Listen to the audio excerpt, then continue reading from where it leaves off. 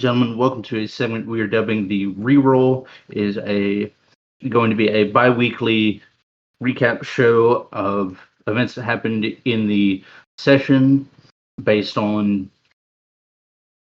who whose characters were impacted the most. Today we have Alan, aka Mank, and Cal, aka Michael.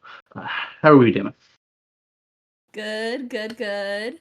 Oh, I'm mentally fried today, but otherwise good. Yeah, I feel that. Well, let's get into the meat and potatoes. The main reason we're all here. Let's talk about the episode. It was a very simple. Hey, you're going to this point where I decided, hey, let's learn some emotional damage. Uh, so speaking of emotional damage, we'll start with you, Alan. Mank's father coming back after what do we say, 19 years. Yeah, I think that's what it was, roughly. how what was your what did you feel in that moment?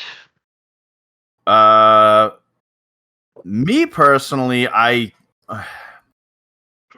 felt I was trying to, obviously get in Mank's head the whole time.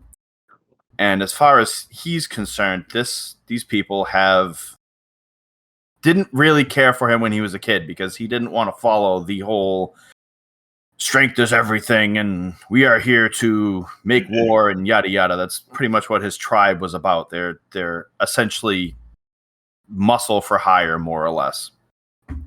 Yeah. So when he left to try to further his own knowledge, they didn't reach out to him at all after he left. He abandoned the tribe. He went out on his own, went to Frank. Right? Am I saying that right? Frack. Yeah. Frank. Went to Frack and was on his own until Xavier picked him up and started teaching him. So seeing them, and they were like, oh, hey, do you mind, keeping the history of my tribe? And he's like, I didn't give a shit about the tribe in the first place. That's why I left. Why would I care about the history? And the fact that they were trying to be all buddy and nice with him just rubbed him the wrong way. Gotcha. I'm not gonna lie, your scene kind of hit me personally because I've experienced the whole father figure coming back after X amount of time and going, hey, I'm here, and me having to go, who the hell are you? Cool. What the fuck do you want? Yeah. And the other big reel we had was Michael coming out as transgender to the party. Cal, how'd you feel one leading into the moment and during the moment itself? So, when I rolled that nat one, I was like, shit. Because, like, I had very purposely started, like, leaving clues. And of course, there's more to Michael that the cast here doesn't know yet as well. With Michael's identity and everything. But I very much was trying to leave clues. Things aren't what they exactly seem. And to be very clear about Michael, when he is going by Michael, he goes by he, him. He is gender fluid, so sometimes he'll go by they, them, she, her. It's really whatever in the moment sort of deal.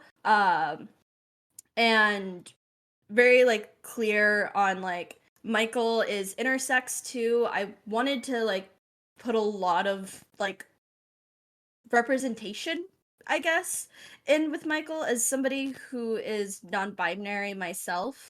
I feel like there's not enough representation for gender queer people in media, and when we do get representation, it feels like a lot of it is just man to woman, woman to man, and I feel like we need to see more in between.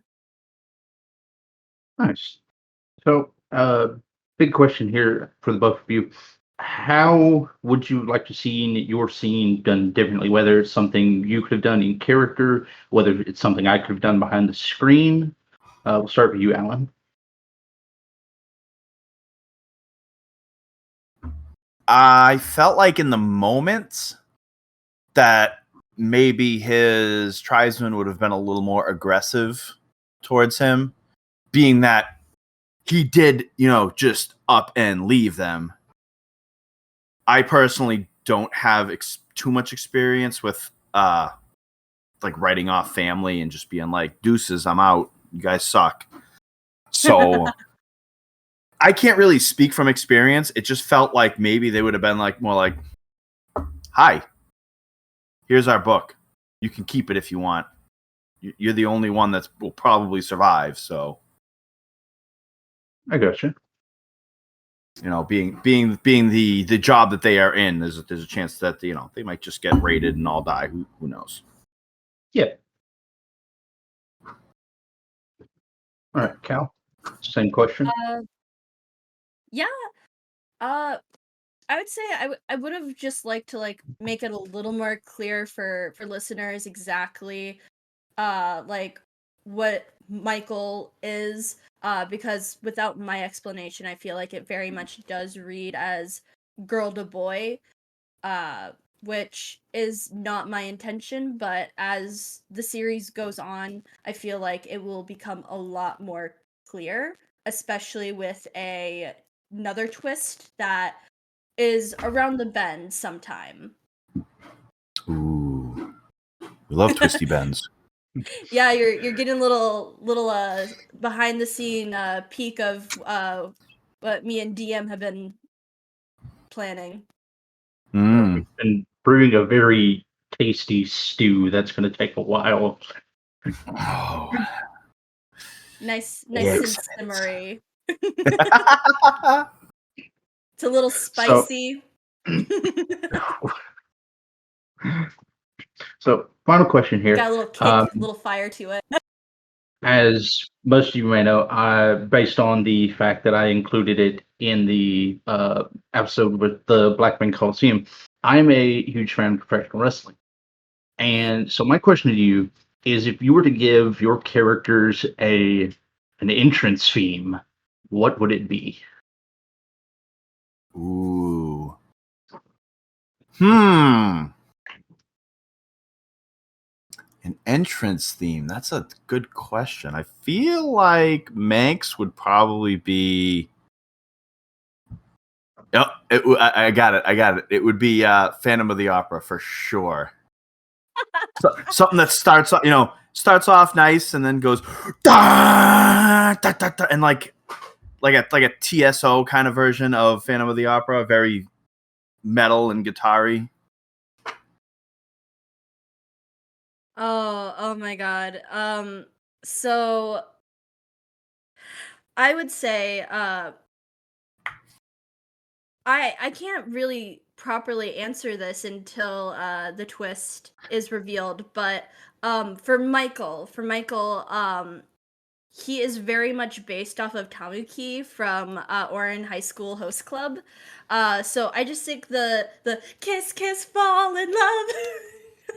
I think that would be wonderful. Just like petals start falling from the ceiling. He's like just shooting finger guns at people and all of that. Like, he is not there to fight. He is there to perform. Because he will get his ass whooped. He goes in and he Excellent. does his little performance and he's like, all right, Tag, you're in, buddy. Your turn. Yeah.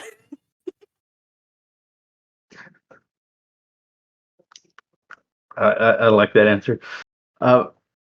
Thank you both for your time. This has been the reroll. If you enjoyed this, we'll have more of these coming up on the Patreon.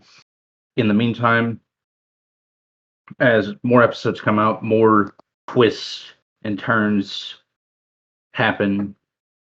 And as always, I hope all your dice rolls are 20s.